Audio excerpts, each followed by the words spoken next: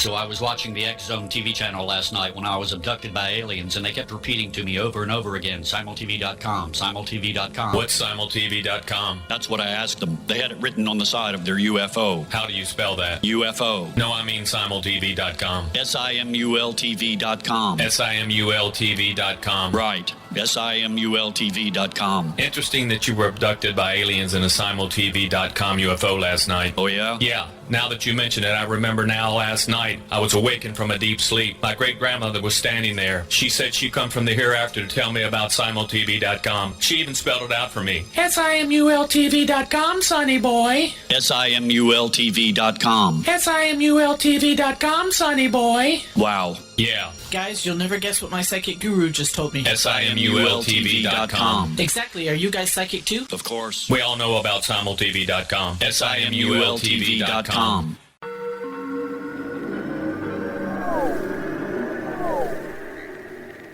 Roswell in the 21st century is a detailed re-examination of the Roswell UFO crash case. I have studied the evidence for more than 30 years, and I now put that evidence under a microscope in a cold case examination of the facts. These facts might not please everyone. They are based on my comprehensive investigation that took years to complete, but they do lead to the conclusion that whatever fell was not built on Earth. The best of Project Blue Book is based on the 22-year-long investigation conducted by the Air Force. But the book goes far beyond that, bringing in evidence that was uncovered long after Project Blue Book was ordered terminated. Using facts that were unavailable to the Air Force investigators, I was able to prove that the Air Force manipulated the data and drew unrealistic conclusions about the UFO sightings reported to them. My different perspective shows there was more to Project Blue Book than even the Air Force knew. Both books are available at Amazon.com. Join Patty Conklin and Healing Within Radio each week. More than entertainment, Healing Within offers educational, useful tools for everyday life. Listen for help overcoming fear, anxiety, and depression. Patty knows about eliminating cancer, MS, dementia, Parkinson's, and a host of illnesses that we face every day. Life can be good. Life is good. All you need are simple tools to start changing your life. Start right now by visiting pattyconklin.com, PATTICONKLIN. No matter where you are in the world, you can work with Patty through Skype, phone, or in person, visiting one of her retreats in Georgia. Visit pattyconklin.com today or call our offices at 404-474-0086. That's pattyconklin.com or call 404-474-0086.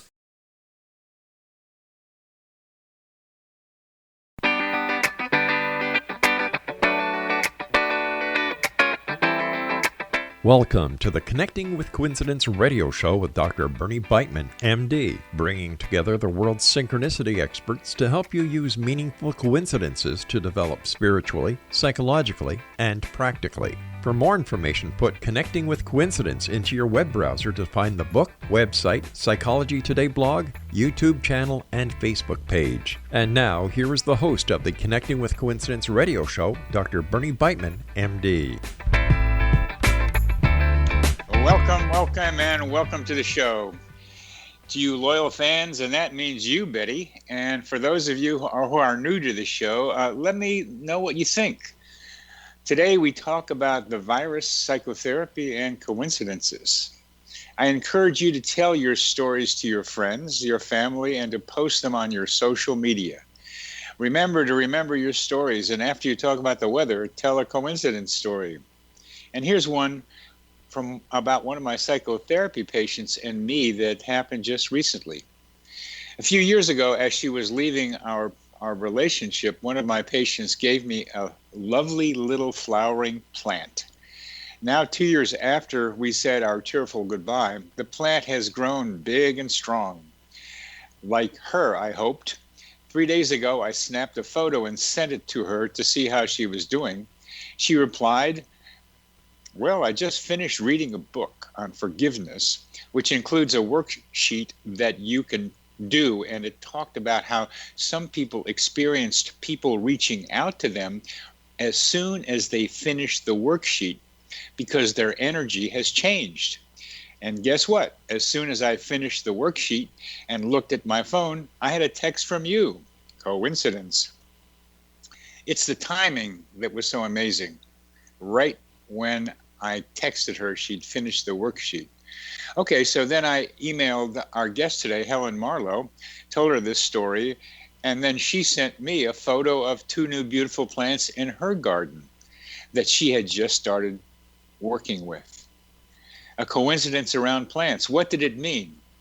Well, Helen and I thought maybe we are planters, and together we are planting coronavirus coincidence seeds in your minds, our dear listeners, in your minds. Tell each other your coronavirus coincidence stories, because they're happening now. Helen Marlo, Ph.D., is a clinical psychologist, analyst, member of the Carl Jung Institute of San Francisco, and professor of clinical psychology. She chairs the Department of Clinical Psychology at the Notre de Namur University and maintains a private practice in San Mateo, California.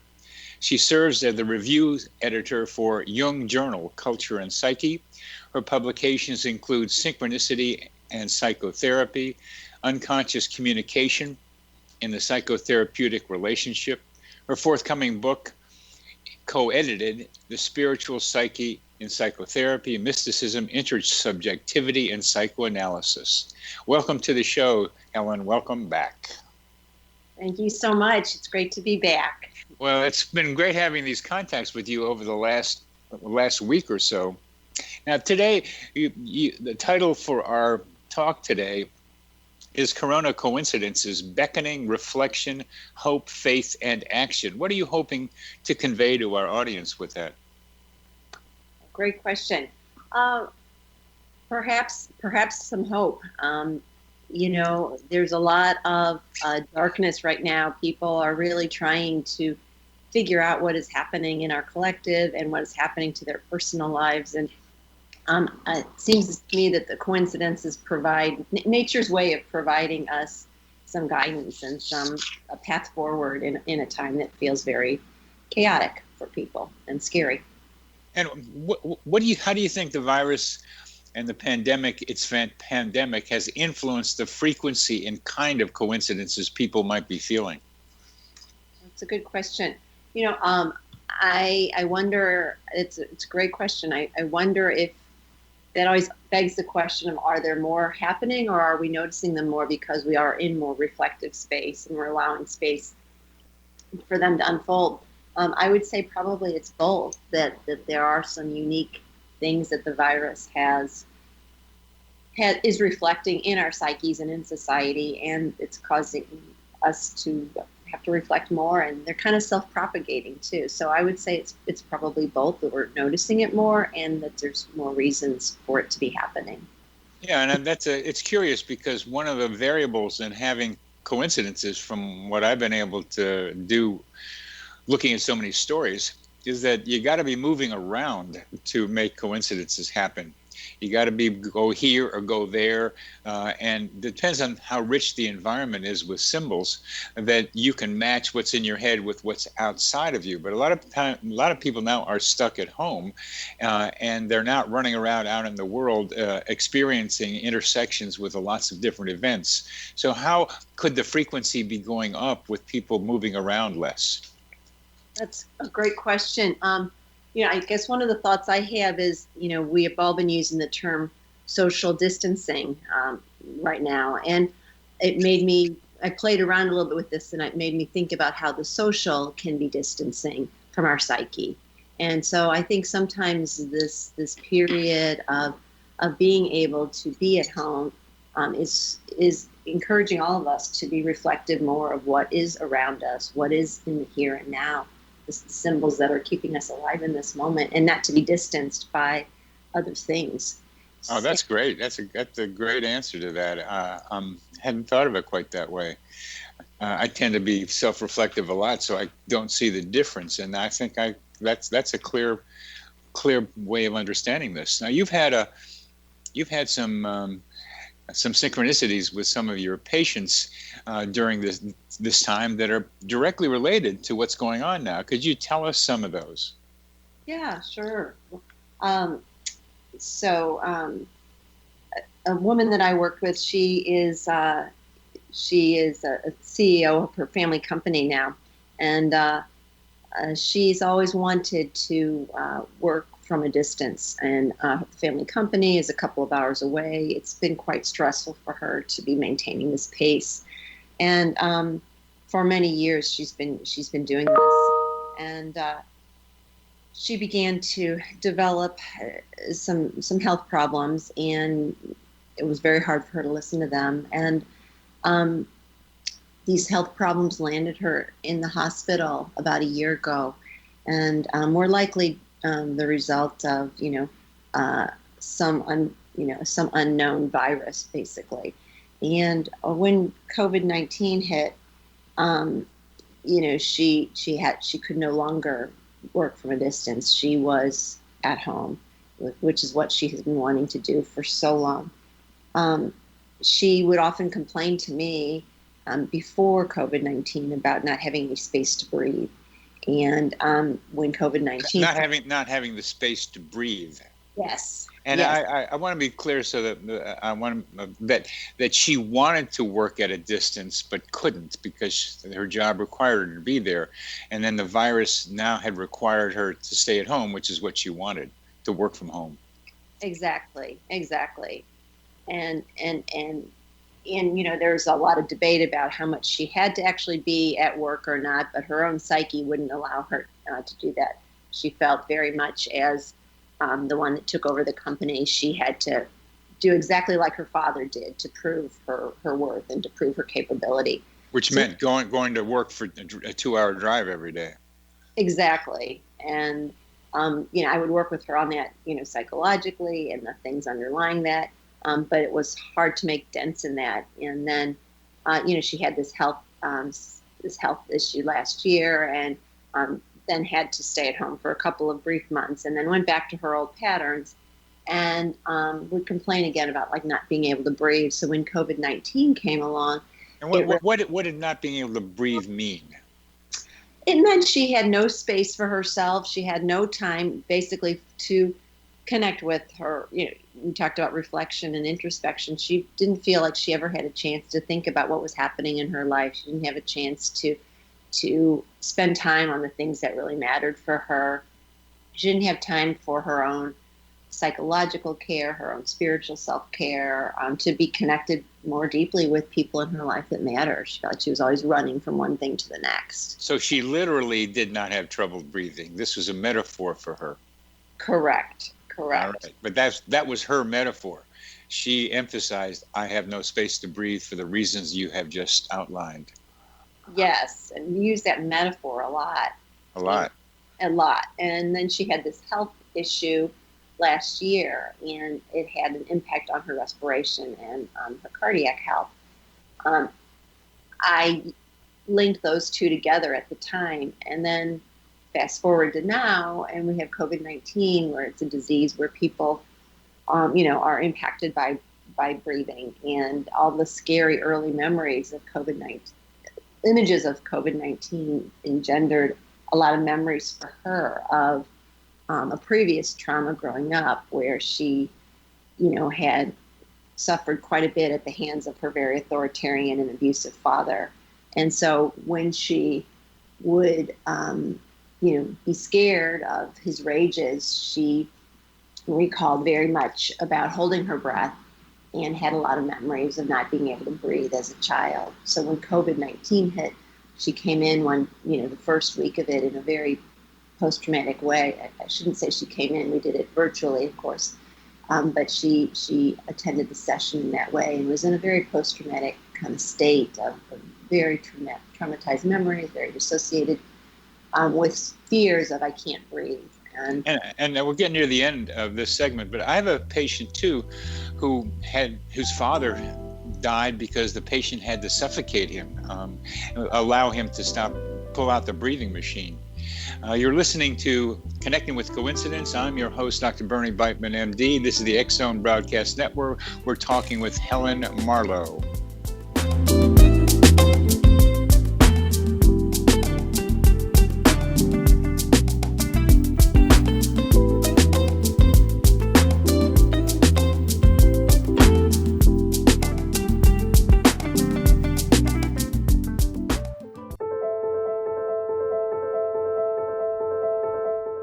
Are you looking for psychic services that empower as well as provide accurate information? Jenny is a third-generation psychic with extensive esoteric training. A practicing professional intuitive for over 30 years, her accuracy is astounding. While most psychics can read what will happen to you if you don't change directions, Jenny understands the future is subjective. While there is a river of time we all traverse, that river has many waves, eddies, currents, and tributaries from which to choose. With Jenny as your guide, you can explore the many possible outcomes in the river of time and navigate your course to the one of your liking. Take control of your future. Book your life-changing session with Jenny today at www.gen-e.net. That's www.gen-e.net.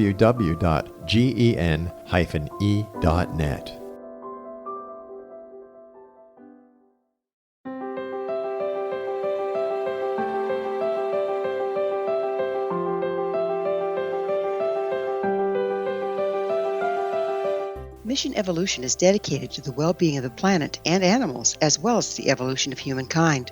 One major factor threatening all three is increasing toxicity. Heavy metals and other environmental toxins are poisoning our bodies, deteriorating our brains, blocking our spiritual connection, and shortening our lives. Yet these poisons are extremely difficult to remove. I'm Gwilda Wiyaka, and I recently became aware of a product created from the marriage of nature and nanotechnology called Vitality. It's formulated from zoolite, whose crystalline structure binds toxins, gently carrying them out of the body. The light is only as clear as the window through which it shines.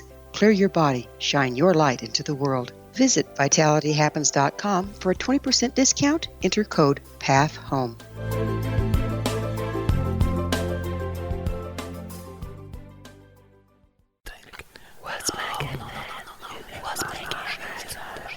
In the mid-1990s, I was approached by a young woman who believed she'd been abducted by alien creatures. In conversations, I began a journey that took me not into the world of interstellar travel, but back through time into past lives. Under hypnotic regression administered by a professional rather than describing abduction, Jenny, as she is called, begins to tell a tale of horror in 19th century London. Her unbelievable past life seems to connect with Jack the Ripper and other monsters of the past. Throughout the session, Jenny provides a rich detail of her past lives that links some of the most horrific killers in history to one another. Using the resources of a university library in the pre-internet day, I was able to verify some of Jenny's claims. She has knowledge that wasn't readily available to a suburban housewife. Does this prove the reality of her tales? Conversations attempts to answer that and other provocative questions. Conversations is available at Amazon.com.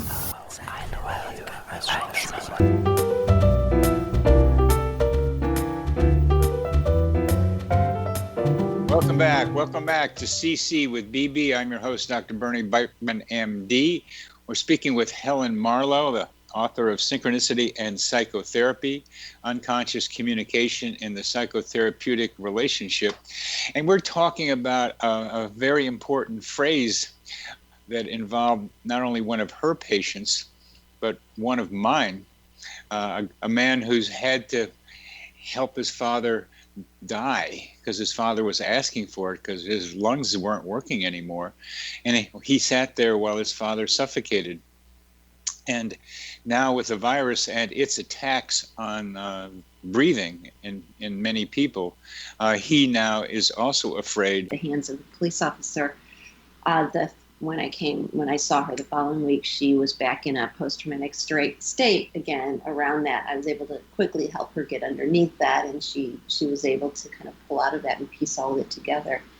But lo and behold, the other coincidence on top of that was that she was having a very severe sort of panic attack and traumatic flashback around all that. And it not only was COVID-19 and George Floyd's death, but it happened to be the anniversary of when she was hospitalized a year ago for this very unusual disease that had affected her cardiac and health and her breathing.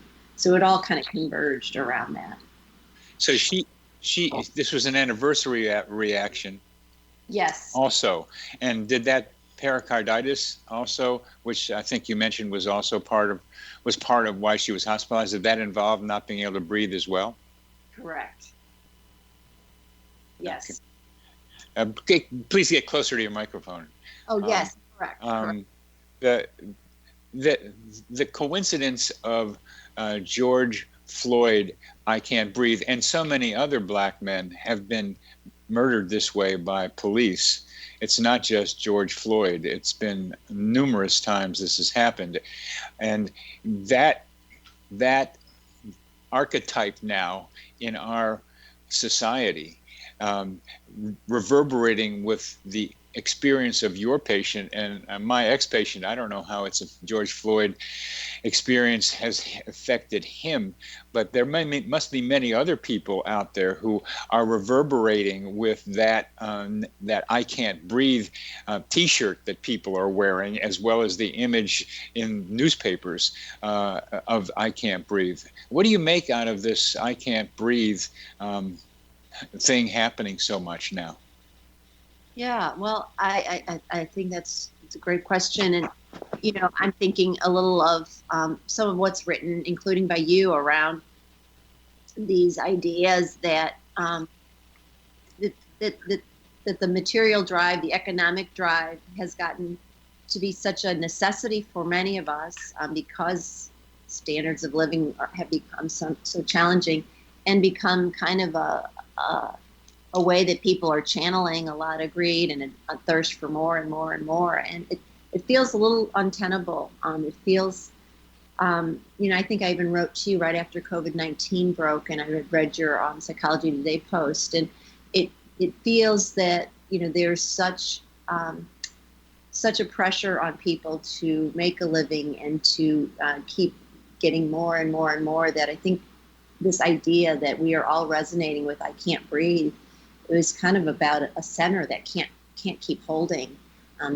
That we have needed the markets to get a little more depressed. We have needed things to start evening out. There's been such excess around that I wonder about this time of forced being at home and slowing down and maybe being able to have a little more time to reflect and to connect with those that matter. And to breathe, and that's that in the metaphor, to have room to be able to think. Breathe it has a lot of meaning culturally and archetypally, because the breath also means spirit. Breath and spirit are very much connected in many different languages, including in Hebrew and in Greek and in Latin, and in Hindu languages as well. So spirit and breath are thought of as one thing. How do you put that idea together? I'm asking you, I want to get our audience to know that you are a contributor, reviews editor for the Jung Journal, Culture and Psyche, and that's just what I'm trying to be able to talk about, the relationship between mind and individual mind and cultural mind as it comes to spirit and breath and I Can't Breathe. Yes. Well, it's a good question. And I'm thinking a little bit right now when you ask that question about even the fact that we call it coronavirus and what does corona mean? And, corona is talking about the skull, a top part of something. And I was thinking a lot about this idea of our minds being in connection now, especially at a time where we are not as physically connected, and that sort of shared mind, that shared consciousness in that shared mind space, the space that you outlined, the coincidence that happened between us with the plant, even on the day we were going back and forth with plans for today's show. There is a thought of the different, that we all have a certain spiritual nature, that there is a certain inherent spirit in all of us. Those are the things that, have gotten tragically lost in some of these murders, like you say, of George Floyd and so many other African-American men. It seems like there is a way that this pandemic is reminding us all about that shared spiritual nature and the very important task of connecting with spirit, that matters as much as other concrete physical things, that spiritual dimension. it's almost like I can't spirit as well as I can't breathe. My spirit is being choked off. Now let's go to our plant coincidence, yours and mine, and my patients too, because I just had and go through it a little bit, because I want to talk about how you and I might think that happened, because this happens more often than people allow them to consider. I am pretty sure. It's just that we don't have a way to categorize them. But here, you and I, we've known each other kind of over the internet mostly, and through writing, because I think I wrote a review of a book, and my book was reviewed in your section of Spirit, of Culture and Psyche, and we've talked before, and we have mutual interests. But this time, something different happened. You had a great response, I thought, to my Psychology Today blog about the coronavirus and its meaning to people. And if anybody wants to see it, just go to the Connecting with Coincidence Psychology blog post of mine, and you'll find it. But what I want to talk about is what happened with you and me here, with this kind of background of beginning connections with us, that I had this feeling, and this is what's important about creating coincidences sometimes, of connecting with this ex-patient of mine, because I saw how well my plant was doing that she had given me, and I wondered how she was doing. So I took a picture of it and sent her, and then that hit her right at the end of her worksheet about forgiveness, and she just loved that. And then you were at that right around that time, we're planting your herb garden, and sent me a picture of what you were planting. So what was going on there between you and me, Helen? I think that's a great question. It's interesting because I'm not a gardener. Our house has been under construction for like 3 years, and I haven't been really outside playing with anything in the garden or doing anything like that. And I'm thinking that in the morning, I recall wanting to write some things up in preparation of today's interview. And I had promised my son that we would work on this garden together. And so I was mindful of, let me get that into you. And then I want to make sure that I have that space and, be present for him. He loves that kind of stuff. And so it was a first for us to do that. I say all that by way of, you were tending to a patient, you were following up in what sounds like a very, very connected way. How nice to follow up with a former patient and just check in with them. I was following up with tending to my son and being with him. I feel like there's a way that these things express, that they express. You were living spirit in that way with your patient, and I felt I was doing the same thing with my son. And I feel like that there can be a way that these things reflect the path we're living right now, and then the beyond, that even beyond that, we have this space. You and I had been planting the seeds, so to speak, all week for this interview, and then it culminated in plant synchronicity.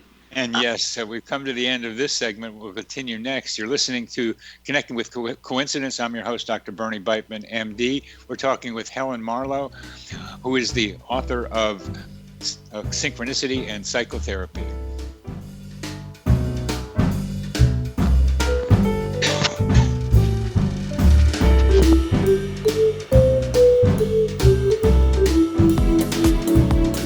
How would your life change if you could develop the business and personal skills that you need in order to make more money? Do you want to learn how to achieve your big life goals faster?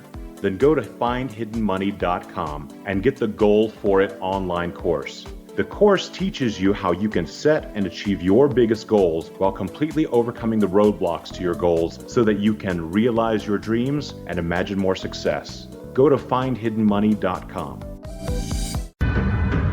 If you are looking for a safe, zero-calorie, natural option to the harmful artificial sweeteners on the market today, Just Like Sugar is what you're looking for. Just Like Sugar is a wonderful natural alternative for those health-conscious people who choose a calorie-restricted diet with a great, pure, sweet flavor that tastes just like sugar. Just Like Sugar is a great natural option for people suffering from diabetes and may be useful in restricted diet programs where standard sugars are not allowed and does not cause a laxative effect of some other sweeteners. Just Like Sugar comprises a perfect blend of chicory root fiber, natural calcium, natural vitamin C, and Just Like Sugar's sweetness comes from the natural flavors from the peel of the orange.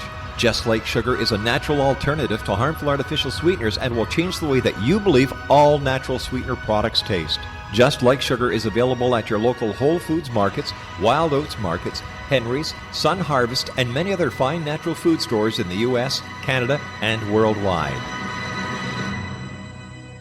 Audience, if you have seen a UFO, had a close encounter, seen a ghost, Bigfoot, lake monster, or a story that you would like to share or have investigated, contact me, Rob McConnell, by sending me your email to xzone@xzoneradiotv.com, or you can call toll-free 1-800-610-7035, extension 143, and on Skype, X-Zone Radio TV. For more information on the X-Zone Radio TV show with yours truly, Rob McConnell, visit www.xzoneradiotv.com or www.xzonetvchannel.com or simultv.com and xzbn.net. Until next we meet here in the X-Zone from our broadcast center and studios in Hamilton, Ontario, Canada, always remember, X-Zone Nation, keep your eyes to the sky and your heart in the light.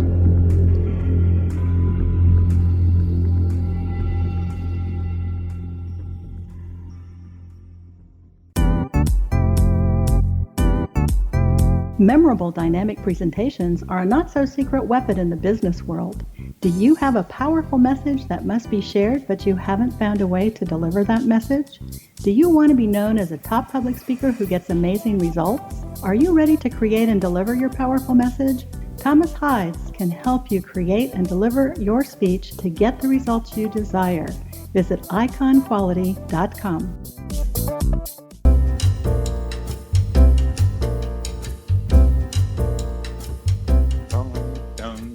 Welcome back to CC with BB. I'm your host, Dr. Bernie Beitman, MD. We're speaking with Helen Marlo, and it just dawned on me, Helen, synchronicity and psychotherapy is such an important idea, and I want to get that idea out to other therapists, that they should be looking more for coincidences with their patients and around their patients. And we'll get back to that in a little bit, but let's connect that with what was going on with me and my own psychotherapy patient, an ex-patient, and you with your son. And what we were each doing, as you were talking about it, was doing parallel things, older person, younger person, tending plants together. We were running a parallel course last Sunday that we didn't know we were doing. You for the first time with your son, and you could get to plants, and he loved the plants. And I don't get plants from patients very often. And this was such an adorable one, and it was so much like her, the patient, that I really appreciated her giving it to me, and I wanted to tend it because I wanted her to be able to keep evolving, even though our relationship had ended. And she lives near you anyway, in a little south of Palo Altos, which just makes it a little more fun anyway. And so this parallel between what you were doing and I was doing that day, and it's striking. And we can call it spirit, and spirit covers a lot of different territory. It's to me rather ambiguous. So I like to draw lines and connections. So I think what we were doing was connecting up for this show, and had been connecting up in the past, but this culminated in our you thinking about the show with me on Sunday while almost you were doing planting with your son, and I was thinking about getting ready for the show too. And there we were running parallel, and then we could see that we were doing that together by being able to exchange plant pictures with each other. Yes. And that I think we were creating a tunnel between our minds and hearts, Helen. I couldn't agree with you more. And it's funny how it happens by living with spirit and living in a spirited way, not necessarily by consciously saying, I'm creating this with Bernie right now.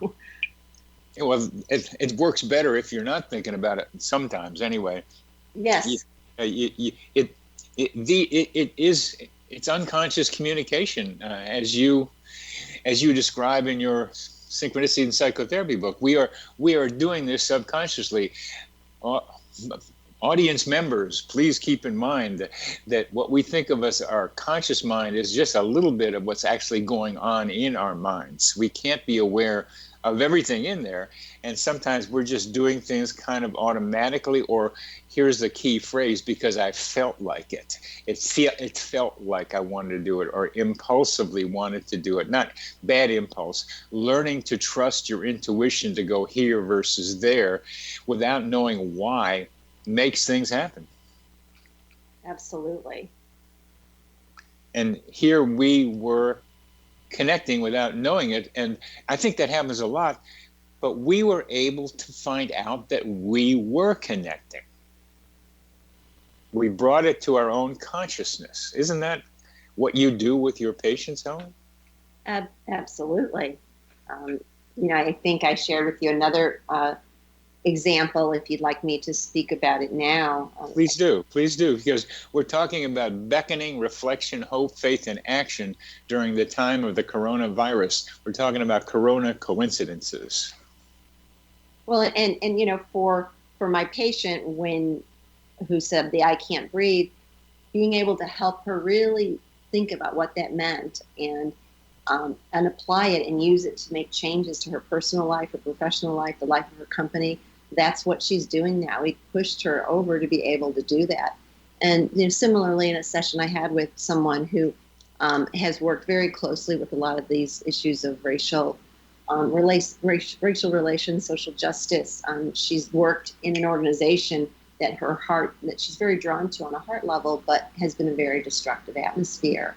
And she was talking to me in the midst of all of the coronavirus and what is happening racially, the recent murders, and feeling even more conflicted about leaving, even though it's been quite an abusive situation. So she can hardly let herself think outside of that, because she feels like this should be what she's doing with her life. And in a session, I had encouraged her, we could finally talk about her desire to do something else. And I said, well, what else could you imagine doing? And that was almost a heretical question for her, but I pushed her a bit more. And she was talking to me about how much she loves speaking with people. She had considered going into the field of psychotherapy herself, but decided that was not right for her. And but loves conversing with people, loves playing with ideas, loves narrating, loves writing. So we were talking about all of those things.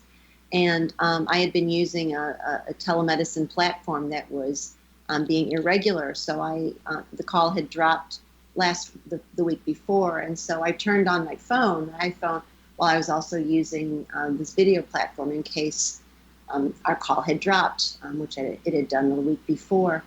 And the video worked, and so we were using that, but I forgot to turn off my iPhone alerts. And my iPhone dinged at that moment when I named this conflict for her about being able to imagine living into that life and not being in this sort of oppressive, abusive, at times, workplace that she has been in. And at that very moment, the iPhone dinged, and I got an alert from LinkedIn that was advertising a position for a conversation writer.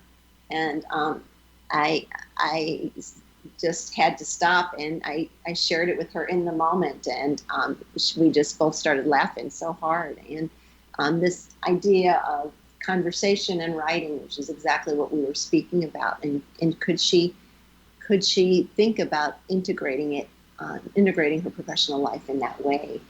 So the coincidence was that you were talking about conversational writing, and then your iPhone dinged with a LinkedIn ad for a conversational writer. Yes. I get a kick out of intervening variables in coincidences, that you were an intervening variable. You made the difference. It couldn't have happened if you hadn't left your iPhone on. Right. Well, and I think when you said how to incorporate this more in psychotherapy, I mean, I think it's all those things, right? Being able to be involved as an intervening variable, being able to listen for that, being able to see those parallels. Yeah, and that was an accidental, we'll say, variable that you did. You did that accidentally to keep the iPhone on. You just forgot to turn it off. And that's again a subconscious thing, and I don't know. We can say it's just an accident, but I like to attribute our subconscious to have more capacities than we like to think we personally have. And so, what made it happen that you didn't turn your iPhone off? Something made you not turn it off, or something didn't remind you to turn it off. And you didn't, but there it was, allowing this coincidence to happen. Yes.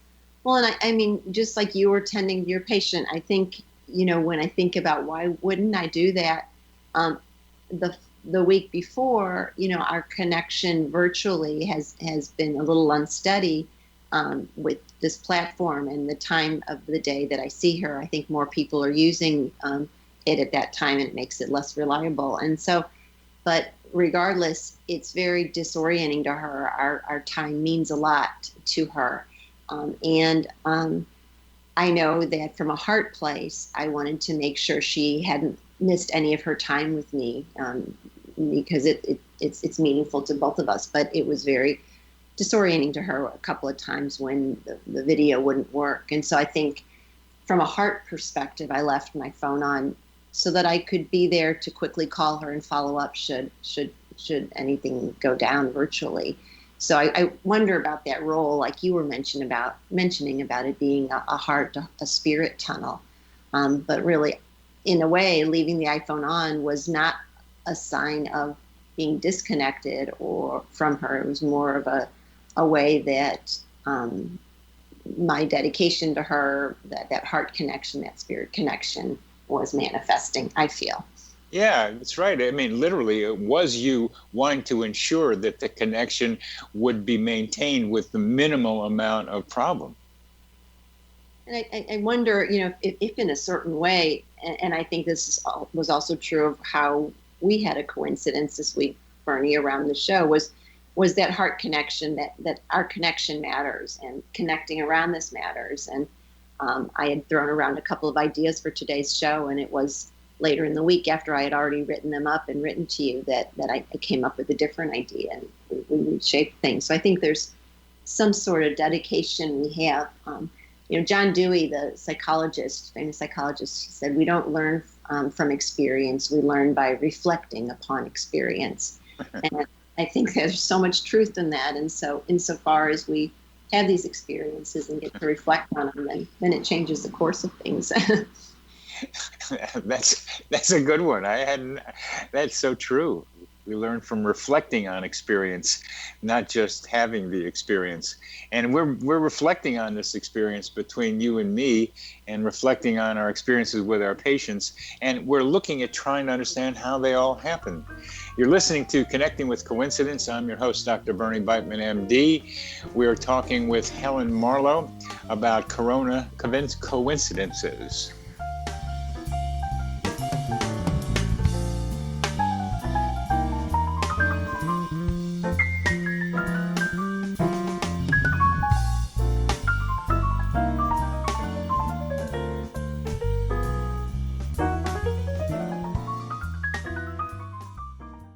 Watching the X-Zone TV channel last night when I was abducted by aliens, and they kept repeating to me over and over again, simultv.com, simultv.com. What's simultv.com? That's what I asked them. They had it written on the side of their UFO. How do you spell that? UFO. No, I mean simultv.com. simultv.com. simultv.com. Right. SIMULTV.com. Interesting that you were abducted by aliens in a SimulTV.com UFO last night. Oh, yeah? Yeah. Now that you mention it, I remember now last night I was awakened from a deep sleep. My great-grandmother was standing there. She said she'd come from the hereafter to tell me about SimulTV.com. She even spelled it out for me. SIMULTV.com, sonny boy. SIMULTV.com. SIMULTV.com, sonny boy. Wow. Yeah. Guys, you'll never guess what my psychic guru just told me. SIMULTV.com. Exactly. Are you guys psychic too? Of course. We all know about SimulTV.com. SIMULTV.com.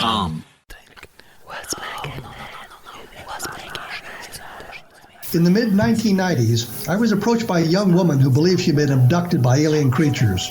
In conversations, I began a journey that took me not into the world of interstellar travel, but back through time into past lives. Under hypnotic regression administered by a professional rather than describing abduction, Jenny, as she is called, begins to tell a tale of horror in 19th century London. Her unbelievable past life seems to connect with Jack the Ripper and other monsters of the past. Throughout the session, Jenny provides a rich detail of her past lives that links some of the most horrific killers in history to one another.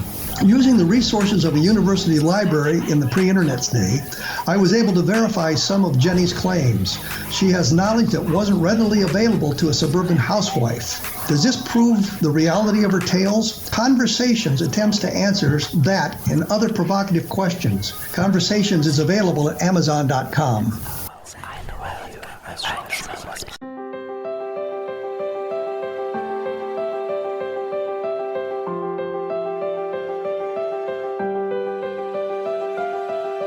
Mission Evolution is dedicated to the well-being of the planet and animals, as well as the evolution of humankind. One major factor threatening all three is increasing toxicity. Heavy metals and other environmental toxins are poisoning our bodies, deteriorating our brains, blocking our spiritual connection, and shortening our lives. Yet these poisons are extremely difficult to remove. I'm Gwilda Wiyaka, and I recently became aware of a product created from the marriage of nature and nanotechnology called Vitality. It's formulated from zoolite, whose crystalline structure binds toxins, gently carrying them out of the body. The light is only as clear as the window through which it shines. Clear your body, shine your light into the world. Visit vitalityhappens.com for a 20% discount. Enter code PATHHOME.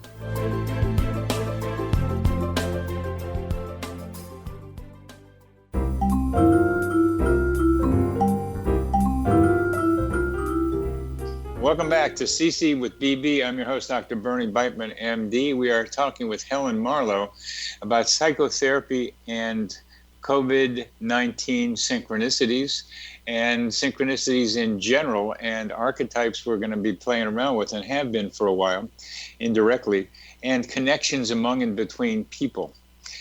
Helen, what do you make out of these coincidences with your two patients during this time? Well, I think they are experiencing both what's happening in their own life as well as what's happening in the collective. And I think that there's ways that they are shaped by that. And I think part of our work is also to encourage those connections. So it's kind of a both and. So I think it's a way of allowing them to individuate, and they're like we said, these coincidences beckon people to reflect more, to make choices out of that reflection, to also provide a sense of hope and faith in a time which has been dark. So I think those would be some things that come to my mind. And I think another, a funny word that is in Jungian psychology is the enantiodromia. And by enantiodromia, Jung talked about that as being what emerges as the unconscious opposite in the course of time. And so the enantiodromia is something that whenever there's been an extreme or a one-sided tendency in consciousness, the idea of the enantiodromia is that eventually the other side is going to come out in full force. And so this one-sidedness, I can't help but think about that, and then how COVID is bringing up this whole other side of life and forcing so many of us to reevaluate our lives and to change our lives radically. And so I think about that pull that nature has of having homeostasis and having more wholeness. So anytime one thing is too consciously emphasized, this idea of enantiodromia, the other side goes in the unconscious and eventually rises up. And I think that's some of what we're seeing with some of the impacts of what has happened with COVID, as well as the racial tensions and so forth. And I hope we'll talk about the income inequality in all of this and its major impact on what's going on around us as well.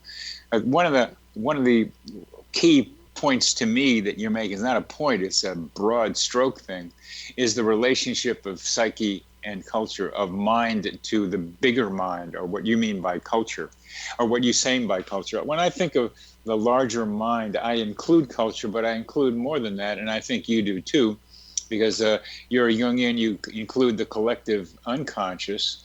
I think there's the collective consciousness, and I'm writing now about a collective self-observer. That the theory being pretty simple idea, really, when you think about it, is if we have a collective unconscious, our own minds have our own unconscious. We have a collective consciousness.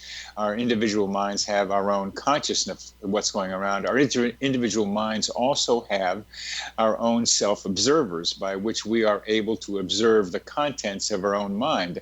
That is what you mean by reflecting upon experience, as we are doing now. So the idea of developing a collective self-observer is new, as far as I know, to modern and to any kind of thinking that I've run across. Somebody must have thought about it before and written about it. I know that I get a kick out of new ideas.